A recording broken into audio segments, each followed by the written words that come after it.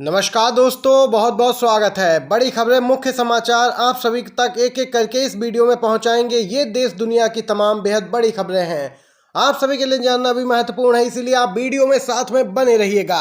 अगर आप भी मानते हैं कि राहुल गांधी की लोकप्रियता दिन पर दिन बढ़ती जा रही है तो लाइक कीजिएगा वीडियो को और कमेंट बॉक्स में कमेंट करके जरूर लिखिए #वी सपोर्ट राहुल गांधी। पहली खबर आ रही है, राहुल गांधी ने की है प्रेस कॉन्फ्रेंस। हैकिंग अलर्ट पर राहुल गांधी ने पीएम मोदी पर हमला बोला है। कहा, तोते की गर्दन पकड़ते ही राजा तड़प उठता है। कांग्रेस नेता राहुल गांधी, सांसद महुआ मोइत्रा, आप सांसद राघव चड्ढा समेत विपक्ष के कई नेताओं के आईफोन पर आए हैकिंग अलर्ट ने देश की राजनीति को एक बार फिर गरमा दिया है। विपक्ष में मोदी सरकार पर जासूसी के आरोप लगाए हैं। विपक्ष ने कहा है कि सरकार उनकी जासूसी करवा रही है। राहुल गांधी ने एक प्रेस कॉन्फ्रेंस भी की है। राहुल गांधी ने कहा कि इधर तोते की गर्दन पकड़ी क्या जाती है, उधर क्रूर राजा तड़पने लगता है। जितनी जासूसी करनी है कर लो, हम डरने वाले नहीं हैं, लड़ने वालों में से हैं। राहुल गांधी ने कहा कि अगर इतनी ही जासूसी करनी है तो मेरा फोन ले जाओ, मैं फोन देता हूं अपना और हैकिंग करिए। हैकिंग से हमें कोई फर्क नहीं पड़ता। देश की जनता हर सच को अब समझ रही है। कांग्रेस नेता राहुल गांधी ने कहा, काफी समय से पूरा विपक्ष राजा पर अटैक कर रहा था, लेकिन हकीकत कुछ और है। राजा ये है ही नहीं, पावर किसी और के हाथ में है। यहाँ पर पावर अडानी के हाथ में है। जैसे ही हम अडानी को टच करते हैं वैसे ही ईडी सीबीआई एक्टिव हो जाती हैं। राहुल गांधी ने कहा कि पहले नंबर पर अडानी आते हैं, दूसरे पर प्रधानमंत्री मोदी और तीसरे पर अमित शाह। हम लोग आज तक गलत समझ आए थे कि पहले नंबर पर पीएम मोदी हैं, नंबर 2 पर अडानी, लेकिन यहाँ पर सच तो कुछ और ही निकला। बड़ा खुलासा किया है दोस्तों, देख सकते हैं। सरकार विपक्षी नेताओं की जासूसी करा रही है, ये राहुल गांधी ने आरोप लगाया है। अगर आप भी राहुल गांधी की इन बातों से सहमत हैं तो लाइक कीजिएगा वीडियो को और कमेंट बॉक्स में कमेंट करके जरूर लिखिए वी सपोर्ट राहुल गांधी। चुनावी बॉन्ड पर हुई है सुप्रीम सुनवाई। सीजीआई की अध्यक्षता वाली पीठ ने की सुनवाई। भाजपा को 5 वर्षों में 5,000 करोड़ की फंडिंग हुई। दोस्तों, इस समय की अपडेट आ रही है। सीजीआई ने आज चुनावी बॉन्ड योजना को यहां पर वैधता को चुनौती देने वाली याचिका पर सुनवाई की। 5 जज इस पीठ में शामिल रहे। दोस्तों, आपको बताते चलें, सरकार की ओर से यहां पर लगातार बात कही जा रही थी कि वो किसी भी नियम के तहत जनता को चुनावी बॉन्ड के संबंध में कोई जानकारी देना नहीं चाहती है। सरकार ने तो ये भी कह दिया था कि सुप्रीम कोर्ट को सुनवाई करने का इस मामले पर अधिकार नहीं है।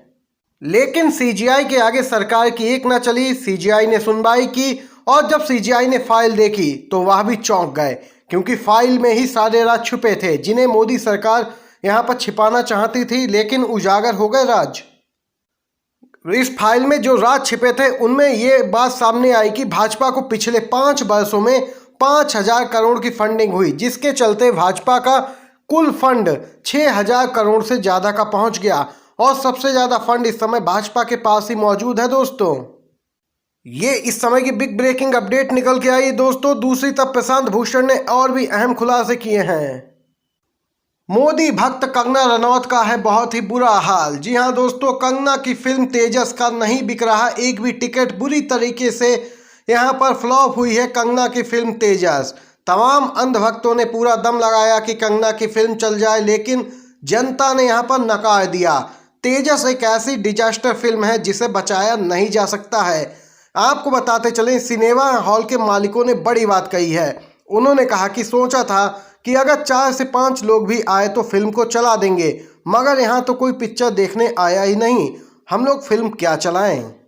ये हाल बिहार सहित देश के अन्य राज्यों का भी है। एक तरफ अंधभक्त यहाँ पर इस फिल्म को लेकर तरह तरह के प्रचार कर रहे हैं, यहाँ तक कि कंगना रनौत सामने आकर लोगों से अपील कर चुकी हैं, गिड़गिड़ा चुकी हैं कि जाकर फिल्म देखिए, लेकिन जनता है जिसने इनकी फिल्म को सिरे से नकार दिया है। दोस्तों, अगर आपको वीडियो पसंद आ रहा हो तो लाइक जरूर कीजिएगा। एक और खबर की तरफ चलते हैं। मुख्यमंत्री अरविंद केजरीवाल को ईडी ने समन जारी किया है। 2 नवंबर को पूछताछ के लिए बुलाया है। अरविंद केजरीवाल को जेल में डाल सकती है ईडी। पूछताछ के दौरान कर सकती है गिरफ्तार। आम आदमी पार्टी को खत्म करने की कोशिश में बीजेपी। आप नेता आतिशी ने किया है जोरदार हमला बीजेपी पर। दोस्तों, ईडी सीबीआई सक्रिय हैं। क्योंकि लोकसभा चुनाव भी नजदीक हैं और यहां पर स्पष्ट है कि बीजेपी डर रही है कहीं सत्ता हाथ से चली न जाए, इसीलिए आम आदमी पार्टी को खासकर पहले दबाने की कोशिश की जा रही है। गौरतलब है यह पहली बार है जब दिल्ली के मुख्यमंत्री को ईडी ने समन भेजा हो। वहीं आतिशी ने प्रेस कॉन्फ्रेंस की दावा किया कि बीजेपी आपको निशाना बनाने के लिए इन हथकंडों का इस्तेमाल कर रही है। ऐसा इसलिए क्योंकि वह जानती है कि चुनावों में केजरीवाल को हराया नहीं जा सकता है, तो इसी प्रकार इनकी पार्टी को कमजोर किया जाए। कर्नाटक में एक और ऑपरेशन लोटस का लगा है आरोप। 1000 करोड़ रुपए तक पहुंच सकता है आंकड़ा। जी हां दोस्तों, बीजेपी चुनाव के हारी कर्नाटक में तब से कांग्रेस सरकार गिराने को उत्साहित है और यहां पर पूरी साजिश की जा रही है। इसी बीच कर्नाटक में एक बार फिर से ऑपरेशन लोटस के आरोप लगाए जा रहे हैं। पिछले कुछ दिनों से सत्ताधारी कांग्रेस के नेताओं की ओर से लगातार विपक्षी बीजेपी पर उसकी सरकार को अस्थिर करने के दावे किए जा रहे हैं। अब कांग्रेस के राष्ट्रीय अध्यक्ष मल्लिकार्जुन खड़गे के बेटे और राज्य की सिद्धारमैया सरकार में कैबिनेट मंत्री प्रियंक खड़गे ने तो 1000 करोड़ रुपए का फंड दिए जाने तक का आरोप लगा दिया है।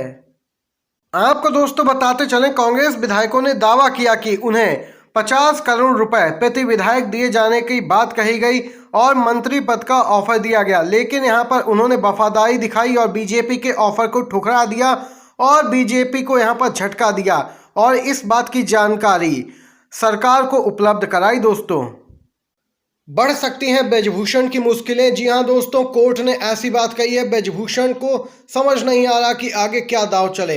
ब्रजभूषण ने ऐसा हलफनामा दायर कराया कि दिल्ली की राउज एवेन्यू कोर्ट भड़क गई। दोस्तों, राउज एवेन्यू कोर्ट के अधिकार क्षेत्र पर ब्रजभूषण ने सवाल उठा दिए। ब्रजभूषण सिंह के वकील ने अतिरिक्त मुख्य मजिस्ट्रेट के सामने यहां पर कहा कि कोई ऐसा कृत्य या परिणाम नहीं है जो भारत में घटित हुआ हो। उन्होंने कहा कि जब घटना भारत में हुई नहीं तो यहाँ की अदालतों को इस पर सुनवाई का भी हक नहीं है। ब्रजभूषण के वकील ने कहा कि इसलिए इसकी सुनवाई यहाँ की अदालतें नहीं कर सकती हैं। वहीं ब्रजभूषण के वकील द्वारा जब यह हलफनामा दायर किया गया और न्यायालय के संज्ञान में आया तो न्यायालय ने तुरंत ही वकील को फटकार लगाई और कहा कि यह हमारे न्याय क्षेत्र में ही आता है क्योंकि ब्रजभूषण भारत के नागरिक हैं।